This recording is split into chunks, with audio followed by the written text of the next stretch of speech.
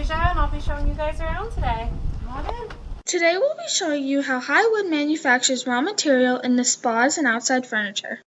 To start the process, raw material, called compound, is received, opened, and fed into silos.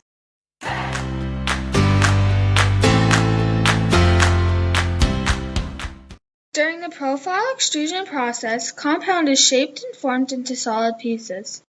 So it's a challenge. It's invigorating on an intellectual level that, you're not doing the same old thing over and over. After the pieces are shaped and formed, it is time for them to be cut by the CNC cutting department.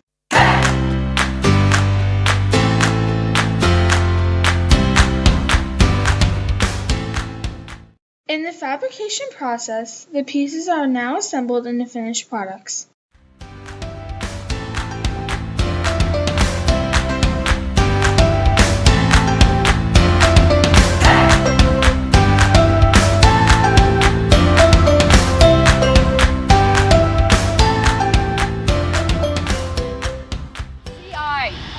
Continuous improvement employees.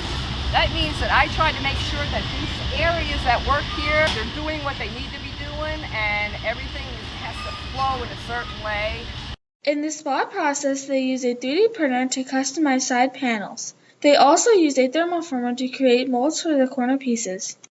In addition to the manufacturing jobs, these people work hard to take care of the customers, market their products, ensure employees are safe and have the right tools, repair and replace faulty machine parts, and stay on the cutting edge of product development.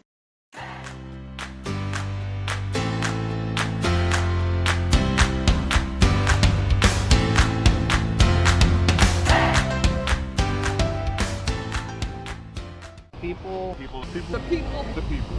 We agree. The people at Highwood made our visit great, too.